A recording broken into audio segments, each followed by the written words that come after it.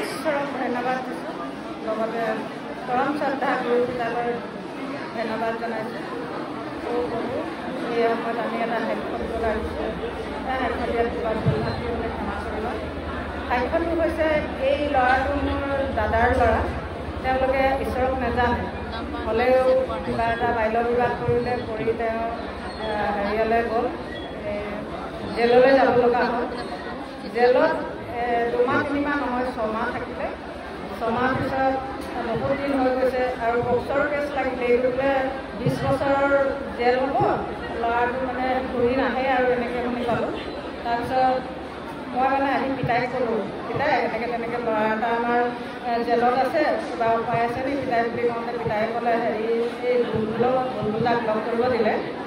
বুলবুলাক লগ কৰাৰ পিছত বুলবুলাই এটা হেৰি দিলে, বাক্য এটা দিলে। বাক্যটো মানে সেই বাক্য নিলোঁ। তাৰপিছতে আৰু প্ৰভু কিবা মই কান্দি গীতিবাই কেইদিন ক'লোঁ, গীতিবাই এনেকৈ তেনেকৈ খুব বেয়া লাগিছে। তেতিয়া গীতিবাই এটা হেৰি দিলে, বাক্য দিলে। সেই 2টা বাক্য নি মই ল'ৰাটোক জেলৰ ভিতৰত দিলোঁ।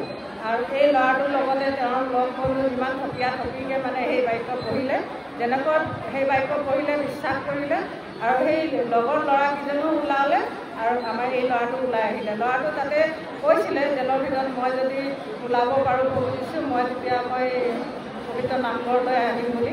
সেই আজি আহিছে আৰু হেৰি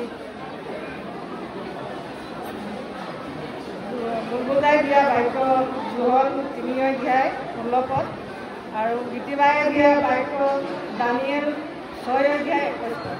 সেই বাক্য দুটা আমাক বহুতো উদ্ধাৰ কৰিলে। তাৰ কাৰণে কোটিবাৰ ধন্যবাদ দিছোঁ ঈশ্বৰকো আৰু গুৰু পিতাই গুৰু মাকো ধন্যবাদ জনাইছোঁ আৰু সদায় যেন আশীৰ্বাদ কৰে। আৰু ল'ৰাটোৰ এতিয়াও মানে 20 বছৰ যে হ'ব লগা হৈ আছে, তেওঁলোকে কৈছে 6 মাহ পিছত আকৌ 20 বছৰ যে হ'ব পাৰে। সেইকাৰণে ল'ৰাটো প্ৰভু যীশু গ্ৰহণ কৰিম বুলি কৈছে। সকলো ডাক্তাৰীয়ে যাতে ল'ৰাটোৰ কাৰণে আশীৰ্বাদ কৰিছে, গুৰু মিতা আৰু গুৰুপিতাই তাতে আশীৰ্বাদ কৰিব, ঈশ্বৰৰ আশীৰ্বাদ কৰক। ল'ৰাটো যাতে 20 বছৰ জেল নহয়, সোনকালে তাৰ কেছটো সমাধান হয়, তাৰ কাৰণে মই ল'ৰাটোৰ পৰা সাক্ষ্য দিলোঁ আৰু ল'ৰাটো নিৰ্মুখে কিবা কৰিম। আজি মই এই ঈশ্বৰৰ নামত মই আছিলোঁ জেলত। আজি মোৰ পেহীয়ে মোক বাক্য দুটা দিছিলে, সেই বাক্যবাণী মই পালন কৰিছিলোঁ ঈশ্বৰৰ নামত।